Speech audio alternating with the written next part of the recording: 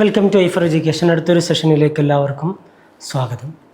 നമ്മൾ യൂണിറ്റ് 6 ഓരോ കാര്യങ്ങളാണ് നമ്മൾ അറബിക് UGC NT നെറ്റ് എക്സാമുമായി ബന്ധപ്പെട്ട് അറബിക്കിലെ യൂണിറ്റ് 6 ഓരോ കാര്യങ്ങളാണ് വിവിധ സെഷനിലൂടെ നമ്മൾ പറഞ്ഞിട്ടുള്ളത്. ഇത് യൂണിറ്റ് 6 അവസാനത്തെ സെഷനാണ്. നമുക്ക് യൂണിറ്റ് 6 ഏറ്റവും അവസാനമായി വരുന്നത് അഹമ്മദ് അമീനുമായി ബന്ധപ്പെട്ട 3 ഗ്രന്ഥങ്ങളാണ്. ഫജ്ർ, ലുഹ, ലുഹർ അൽ ഇസ്ലാം, ലുഹർ അൽ ഇസ്ലാം, ഫജ്ർ അൽ ഇസ്ലാം, ലുഹ അൽ ഇസ്ലാം, ഇങ്ങനെയുള്ള 3 പാർട്ടുകളാണ് നമുക്ക് പഠിക്കാനുള്ളത്. അഹമ്മദ് അമീനിൻ്റെതാണ് ഈ 3 ഗ്രന്ഥവും. 1878 to 1954 എന്ന് പറയുന്നതാണ് അദ്ദേഹത്തിൻ്റെ ജീവിത കാലഘട്ടം. അദ്ദേഹം കെയ്റോയിലാണ് ജനിക്കുന്നത്. വലിയ ചിന്തകനും ഒക്കെ ആയിട്ട്, ആധുനിക ചിന്തകനൊക്കെ ആയിട്ട് അറിയപ്പെട്ടിട്ടുള്ളവരാണ് അഹമ്മദ് അമീൻ. ജലാലുദ്ദീൻ എന്ന് പറയുന്ന ചിന്തകൻ്റെ പിതാവ് കൂടിയാണ് അഹമ്മദ് അമീൻ. ദറസഫി മദ്രസത്തിൽ ഖദാഇൽ ശർഈ സനദ് 2 വർഷം ശർഈ ലോ അത്തരം കാര്യങ്ങൾ 2 വർഷം അദ്ദേഹം പഠിച്ചു. പിന്നീട് 1913 അദ്ദേഹം ഖാദി സ്ഥാനവുമായി ബന്ധപ്പെട്ട ജോലിയിലുണ്ടായി. അങ്ങനെ 3 വർഷക്കാലം അതിൽ തുടർന്നു. പിന്നീടാണ് അഹമ്മദ് അമീന് ജാമിയത്തു ഖാഹിറയുമായി 1926 ബന്ധപ്പെടുന്നത്. ത്വാഹ ഹുസൈൻ തദ്രീസിന് വേണ്ടിയിട്ട് കുല്ലിയത്തുൽ ആദാബിൽ എന്ത് ചെയ്തു? അദ്ദേഹത്തെ സെലക്ട് ചെയ്യുകയും ചെയ്തു. അഷ്റഫ് അൽ തലീഫ് തർജുമ നഷ്ർ മുദ്ദത്ത് 40 സന മുൻപ് ഇൻഷാഇ ഹത്ത വഫാത്തിഹി. ലജ്നത്തു തൈലീഫ് തർജുമ എന്ന് പറയുന്ന ഒരു സമിതി നിലവിൽ വന്നത് മുതൽ മരണം വരെ 40 വർഷക്കാലം അതിൻ്റെ മേൽനോട്ടം അഹമ്മദ് അമീനായിരുന്നു. അദ്ദേഹം മജല്ലത്തു റിസാല 1936 അത് പുറത്തു വരുന്നതിൽ പങ്കുവഹിച്ചിട്ടുണ്ട്. മജല്ലത്തു സഖാഫ എന്ന് പറയുന്ന വാരിക 1939 അദ്ദേഹം രൂപീകരിച്ചിട്ടുണ്ട്. അതേപോലെ ഇദാറത്ത് സഖാഫ എന്ന് പറയുന്ന വിദ്യാഭ്യാസ മന്ത്രാലയത്തിന് കീഴിലുള്ള കൾച്ചറൽ ഡിപ്പാർട്ട്മെൻറ്റ് അതിൻ്റെ മുദീറായിട്ട് 1945 അദ്ദേഹം വർക്ക് ചെയ്തിട്ടുണ്ട്. 1948 അദ്ദേഹത്തിന് ജാമിയത്തു ഫുആദുൽ അവ്വലിൽ നിന്ന് ഓണററി ഡോക്ടറേറ്റ് അദ്ദേഹത്തിന് ലഭ്യമാവുന്നത്. അദ്ദേഹത്തിൻ്റെ രചനകളാണ് ഖിസ്സത്തുൽ അദബി ഫിൽ ആലം, യൗമുൽ ഇസ്ലാം, അൽ മഹദി വൽ മഹദിയ, ഇബ്തസിം ലിൽ ഹയാത്ത്, സുഅമാ ഉൽ ഇസ്ലാഹ്, ഫൈദുൽ ഖാത്തിർ, ഹയാത്തി എന്ന് പറയുന്നത് അദ്ദേഹത്തിൻ്റെ ആത്മകഥയാണ്. ഇനി നമ്മൾ പറഞ്ഞ 3 ഗ്രന്ഥങ്ങൾ, ആ 3 ഗ്രന്ഥങ്ങളിൽ ഏറ്റവും ആദ്യം ഫജ്ർ, ഒരു ദിവസം എടുത്ത് നോക്കുമ്പോൾ ഫജ്റാണ് ആദ്യം ഉണ്ടാകുക, പിന്നീട് ലുഹയിലേക്ക് വരും, പിന്നീട് ലുഹറിലേക്ക്, ഇങ്ങനെ 3 ഗ്രന്ഥങ്ങളാണ് നമുക്കത് ഈ സിലബസിൽ അദ്ദേഹത്തിൻ്റെ ഗ്രന്ഥങ്ങളായിട്ട് പഠിക്കാനുള്ളത്. അതിൻ്റെ ആദ്യ ഭാഗം ഇറങ്ങുന്നത് 1929 ഫജ്റുൽ ഇസ്ലാമിൽ എന്തൊക്കെയാണ് അദ്ദേഹം ചർച്ച ചെയ്യുന്നത്?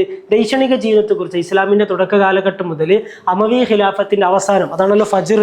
ഇസ്ലാമിൻ്റെ ഒരു കാലഘട്ടത്തെ എങ്ങനെ എടുക്കുന്ന നോക്കുന്നത്, അതിൻ്റെ ആദ്യ സമയം എന്ന് പറയുന്നത് ഖിലാഫത്തിൻ്റെ കാലവും നബി ഇസ്ലാമിൻ്റെ തുടക്കം, പിന്നീട് അത് അമവികളുടെ ഒരു അവസാനം വരെയുള്ള കാലഘട്ടം. ഫജ്റുൽ ഇസ്ലാം 7 ബാബുകളിലാണ്. ഒന്നാമത്തേത് ജാഹിലി കാലഘട്ടത്തിൽ അദബുമായി ബന്ധപ്പെട്ട കാര്യങ്ങൾ. അതിൽ ആ കാലഘട്ടത്തെ അറബികൾ, അവർക്ക് പരിസരങ്ങളിലുമുള്ള ജനസമൂഹമായിട്ടൊക്കെയുള്ള ബന്ധങ്ങൾ, അതേപോലെ അവരുടെ മറ്റ് ആശയവിനിമയങ്ങൾ, ആ കാലഘട്ടത്തിലുള്ള ദൈക്ഷണിക ജീവിതം, ഇതൊക്കെയാണ് ഫജ്റുൽ ഇസ്ലാമിൽ അദ്ദേഹം ചർച്ച ചെയ്യുന്നത്. രണ്ടാമത്തെ ബാബ് അൽ ഇസ്ലാം, അതിൽ ഇസ്ലാം, അവിടുത്തെ വിജ്ഞാനീയങ്ങൾ, ഇത്തരം കാര്യങ്ങളൊക്കെയാണ് ചർച്ച ചെയ്യുന്നത്. ഇസ്ലാമിനെയും ജാഹിലി കാലഘട്ടത്തെയും ഇസ്ലാമിലെ വിജയങ്ങൾ, അതിൻ്റെയൊക്കെ എഫക്റ്റുകൾ, ഇത്തരം കാര്യങ്ങളൊക്കെ അതിൽ അദ്ദേഹം ചർച്ച ചെയ്യുന്നുണ്ട്. മൂന്നാമത്തെ ബാബ് അൽ ഫർസു, പേർഷ്യയും അവരുടെ എഫക്റ്റുമാണ്, ഇൻഫ്ലുവൻസ്. അതിലാണ് പേർഷ്യക്കാരുടെ മതപരമായിട്ടുള്ള കാഴ്ചപ്പാട്, അവരുടെ അധികാരവുമായി ബന്ധപ്പെട്ട വിഷയങ്ങൾ, പേർഷ്യൻ ലിറ്ററേച്ചർ, അതിനൊക്കെ അറബിയിൽ എത്രത്തോളം ഇൻഫ്ലുവൻസ് ഉണ്ട്, ഇത്തരം കാര്യങ്ങളൊക്കെ മൂന്നാമത്തേതിൽ ചർച്ച ചെയ്യുന്നു. നാലാമത്തേത് ഗ്രീക്ക് റോമൻ ഇമ്പാക്റ്റ് എത്രത്തോളം ഉണ്ട് എന്നുള്ളതാണ്. നസ്രാനിയ എന്ന് പറയുന്ന ഐഡിയോളജി അതിൽ ചർച്ച ചെയ്യുന്നുണ്ട്. അതേപോലെ അവരുടെ വിവിധ പാർട്ടുകൾ, അതേപോലെ ഇസ്ലാമിക വിജയങ്ങൾ, ഫൽസഫ, ഗ്രീക്ക് ഫിലോസഫി, അതേപോലെ ഗ്രീക്ക് ലിറ്ററേച്ചർ, അറബ് അദബിലുള്ള ഇൻഫ്ലുവൻസ്, ഇങ്ങനെയുള്ള കാര്യങ്ങളൊക്കെ ഈ പറയുന്ന 4ാമത്തെ ബാബിൽ ചർച്ച ചെയ്യുന്നു. ഇനി 5ാമത്തേത്, അതിലാണ് വൈജ്ഞാനിക ഹിജ്റ 1-ാം നൂറ്റാണ്ടിലുള്ള വൈജ്ഞാനിക മൂവ്മെൻറ്റുകൾ.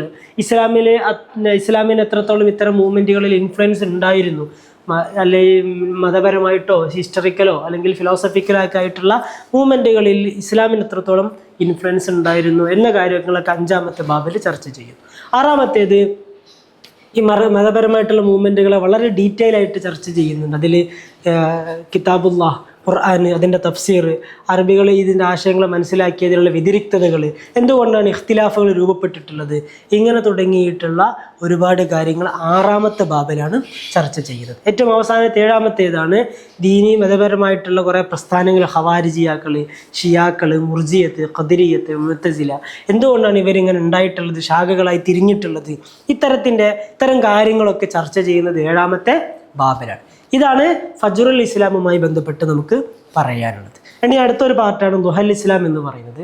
അതിൽ അദ്ദേഹം അബ്ബാസിയാക്കളുടെ 1ാം വർഷം മുതൽ വാസിഖ് ബില്ല എന്ന് പറയുന്ന അബ്ബാസി ഖലീഫയുടെ കാലഘട്ടം വരെ ഏകദേശം 100 വർഷക്കാലമുള്ള ചരിത്രമാണ് ദുഹൽ ഇസ്ലാമിൽ അദ്ദേഹം ക്രോഡീകരിച്ചിട്ടുള്ളത്. അഹമ്മദ് അമീൻ എന്ന് പറയുന്നത് ആള് ദുഹൽ ഇസ്ലാം ഫജ്റുൽ ഇസ്ലാമിൻ്റെ ഒരു പൂർത്തീകരണം പോലെയാണ് എഴുതുന്നത്.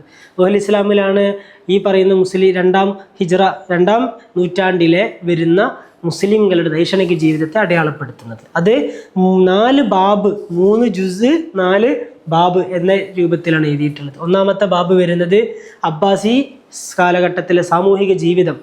1ാമത്തെ അബ്ബാസി കാലഘട്ടത്തിലെ സാമൂഹിക ജീവിതം കുറെ കൂടി രാഷ്ട്രീയപരമായിട്ടും ലിറ്റററി വൈജ്ഞാനിക മേഖലയിലൊക്കെ കുറെ കൂടി തിളക്കമുള്ളതായിരുന്നു. പ്രത്യേകിച്ച് പേർഷ്യയിലെ അവരുടെ വിജയം, അങ്ങനെയുള്ള കുറേ ഘടകങ്ങളാണ് അതിനെ വേറിട്ട് നിർത്തുന്നത്. ഇനി 2ാമത്തെ ബാബ് ഈ മതപരമായിട്ടൊക്കെയുള്ള വിവിധ കൾച്ചറുകളാണ്.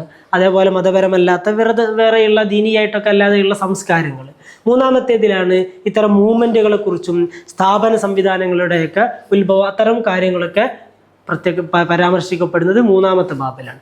4ാമത്തേതിലാണ് വിശ്വാസങ്ങൾ, മദ്ഹബുകൾ, അതിൻ്റെയൊക്കെ ചരിത്രങ്ങൾ, അതിൽ പ്രധാനപ്പെട്ട ആളുകൾ, അതുമായി ബന്ധപ്പെട്ട് നടന്നിട്ടുള്ള പ്രധാനപ്പെട്ട സംഭവങ്ങൾ, ഇതൊക്കെ വിശദീകരിക്കുന്നത് 4ാമത്തെ ബാബിലാണ്. ഈ ഓരോ ബാബുകൾക്ക് കീഴിലും വേറെ ഉപഭാഗങ്ങളായിട്ട് ഫസിലുകളും കടന്നു വരുന്നുണ്ട്. അപ്പോൾ ഇത്രയും കാര്യങ്ങളാണ് ദുഹൽ ഇസ്ലാമുമായി ബന്ധപ്പെട്ട് പറയാനുള്ളത്. ഏറ്റവും ഒടുവിലായിട്ട് യൂണിറ്റ് 6 അതുപോലെ അഹമ്മദ് അമീൻ്റെതൊക്കെ ആയിട്ട് നമുക്ക് ലാസ്റ്റായിട്ട് വരുന്നൊരു ഭാഗമാണ് ളുഹൂറുൽ ഇസ്ലാം. അല്ലെ, തുടക്കം കഴിഞ്ഞു, അതിൻ്റെ ആദ്യഘട്ടം കഴിഞ്ഞു, പിന്നീട് എന്ത് വരികയാണ്? ളുഹൂറുൽ ഇസ്ലാം. അല്ലെ, ഇസ്ലാമിൻ്റെ ഒരു ഉച്ചസ്ഥായിലുള്ള ഒരവസ്ഥ.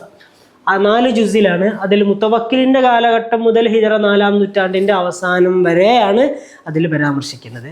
അതിൽ സാമൂഹികവും സാഹിത്യപരമായിട്ടുള്ള മൂവ്മെൻറ്റുകൾ, മതപരമായിട്ടുള്ള പ്രസ്ഥാനങ്ങൾ, അതൊക്കെ അതിൽ ചർച്ച ചെയ്യുന്നുണ്ട്. 1ാമത്തെ ജുസിൽ 2 അവസ്ഥകളെ കുറെ കൂടി, സാമൂഹികവും ദൈക്ഷണികവുമായിട്ടുള്ള അവസ്ഥകളെ കുറെ കൂടി നിർദ്ധാരണം ചെയ്യുകയാണ്. അതിലെ തയ്യാറുകൾ, ട്രെൻഡുകൾ, മദ്രസകൾ, അത്തരം സംഗതികളൊക്കെ പരാമർശിക്കപ്പെടുന്നുണ്ട്. ഇനി 2ാമത്തെ ജുസ് അത് ദുഹൽ ഇസ്ലാമിൻ്റെ ആ ഒരു ശൈലിയിൽ തന്നെയാണ് വരുന്നത്. വിജ്ഞാനത്തിൻ്റെയും സാഹിത്യത്തിൻ്റെയും ഫന്നുകളുടെയൊക്കെ ചരിത്രം, 4ാം നൂറ്റാണ്ടിലുള്ള ഇത്തരം കാര്യങ്ങളുടെ ചരിത്രമാണ് അതിൽ പറയുന്നത്. അതിൽ എന്തൊക്കെ വരുന്നുണ്ട്? തഫ്സീറുണ്ട്, ഹദീസ് ഉണ്ട്, ഇൽമുൽ കലാം ഉണ്ട്, ഫിഖ്ഹ്, തസവുഫ്, ലുഗത്തുണ്ട്, അദബുണ്ട്, നഹവുണ്ട്, സുർഫ്, ബലാഗ, ഫൽസഫ, അഖ്ലാഖ്, ഇങ്ങനെ തുടങ്ങി ജോഗ്രഫി, ഇങ്ങനെ ഒരുപാട് കാര്യങ്ങൾ ഈ പറയുന്ന ഒരു 2ാമത്തെ ജുസ്ഇൽ ഈ പറയുന്ന വിജ്ഞാനങ്ങളുടെ ചരിത്രവുമായി ബന്ധപ്പെട്ട പരാമർശത്തിനു കീഴിൽ വരുന്നതാണ്. 3ാമത്തേത് അതിൽ ദൈക്ഷണിക ജീവിതത്തിൻ്റെ ഒരു പഠനമാണ്. ഉന്ദുലുസിലുള്ള, അത് മുസ്ലിമുകൾ ഉന്ദുലുസിലേക്ക് വരികയും അവിടെ വലിയ ഒരു നാഗരികത കെട്ടിപ്പടുക്കുകയൊക്കെ ചെയ്യുന്നുണ്ടല്ലോ. അപ്പോൾ അതുമായി ബന്ധപ്പെട്ടുള്ള ചരിത്രമാണ്. അതിൽ മതപരമായിട്ടുള്ള മൂവ്മെൻറ്റുകളുണ്ട്, ഭാഷാപരമായിട്ട് നഹ്വി, ലിറ്ററേച്ചർ, ഫിലോസഫി, താരീഖ്, ഫന്ന്, കല, ഇങ്ങനത്തെ കുറേ കാര്യങ്ങൾ പറയുന്നുണ്ട്. ലം യക്തു ഫി കിതാബി ഹാദാ ബി താരീഖ് ലിൽ ഹറക്കത്തിൽ അഖ്ലിയൽ ഉന്ദുലുസ് ഫിൽ ഖർൻ റാബി വഹദ. 4ാം നൂറ്റാണ്ടിലെ ഉന്ദുലുസിൻ്റെ ഒരു ദൈക്ഷണിക അടയാളം ആ ചരിത്രം മാത്രമല്ല, ബൽ ഹുവ ഖാല ഹയാത്തഹൽ അഖ്ലിയ മുതസൽസിലതൻ മിൻ വഖ്തി ഫത്ഹിൽ മുസ്ലിമീന ലഹ ഇലാ വഖ്തി ഖുറൂജിഹിം മിന്ന. പകരം മുസ്ലിമുകൾ ഉന്ദുലുസിൽ എത്തിയത് മുതൽ അവിടെ നിന്ന് പുറത്തു വരുന്നത് വരെയുള്ള ഒരു ദീർഘകാലത്തെയുള്ള ഒരു ചരിത്രം എന്നുള്ള നിലക്ക് കൂടിയാണ് ഉന്ദുലുസുമായി ബന്ധപ്പെട്ട പരാമർശത്തിൽ അദ്ദേഹം കൊണ്ടുവരുന്നത്.